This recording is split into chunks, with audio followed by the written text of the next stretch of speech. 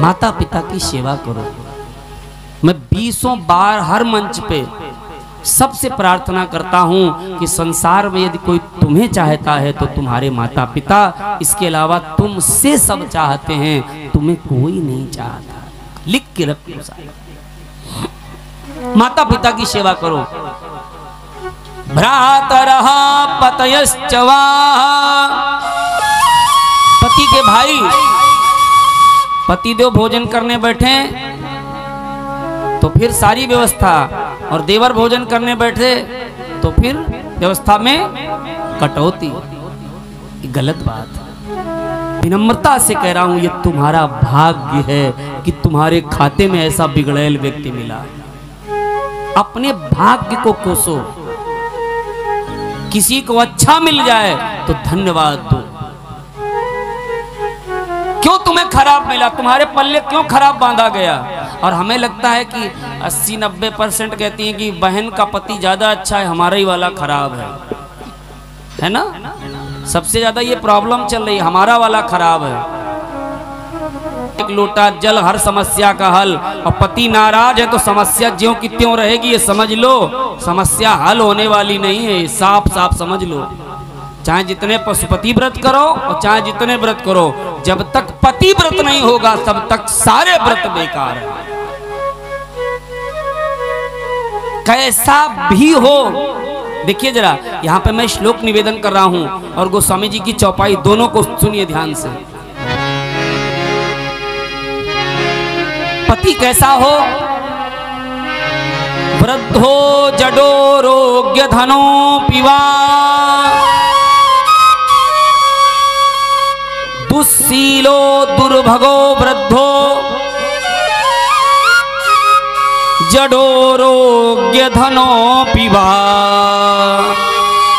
पति स्त्रीभिर्नहातव्यो लोके सुभिर पातकी। और गोस्वामी जी क्या कहते हैं? वृद्ध रोग बस जड़ धन हीना, वृद्ध रोग बस जड़ धन हीना, बधिर क्रोधी अति दीना,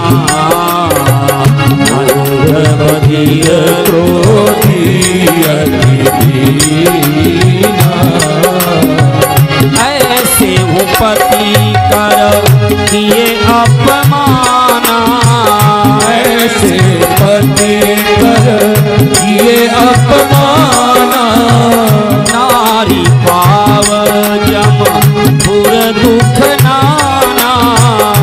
केवल और केवल कहने से नहीं, करने से होगा साहब। जब तक घर में माता पिता जीवित हैं, मैं तो एक बात व्यासपीठ से कह देता हूं कि माताओं को सबसे कम पूजा करनी चाहिए। जितना समय माताएं पूजा में देती हैं, उससे कहीं ज्यादा समय अपने परिवार की सेवा में देना चाहिए। उनकी सेवा ही पूजा है।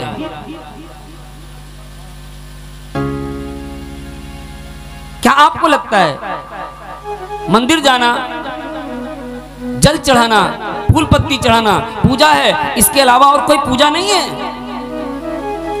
घर में बुजुर्गों की सेवा करना, सास ससुर एक एक जल के लिए, एक एक गिलास जल के लिए वहां से बैठे बैठे कह रहे हैं कि जल दे दो, पानी दे दो, और क्या करें, अभी मंदिर जाके आ रही हूं तब देती हूं तुमको चाय पानी।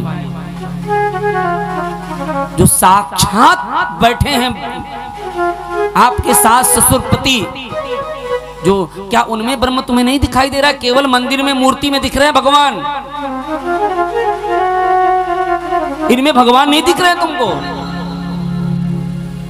जिसके घर के पूर्वज, जिनके घर के वृद्ध बच्चों पर प्रसन्न हैं, संसार की कोई बाधा उन बच्चों को छू नहीं सकती है, उस परिवार को छू नहीं सकती। साहब नोट करके रख लीजिए। आपका ये नहीं सोचते हो कि केवल यही खराब है, हम अच्छी हैं या हम अच्छे हैं। बोलो क्या करना चाहिए? यदि तुम्हें आज वो खराब लग रहे हैं तो क्या संसार में तुम ही अच्छे हो, तुम खराब नहीं हो? सब में कुछ न कुछ गुण होते हैं और सब में कुछ न कुछ दोष होते हैं।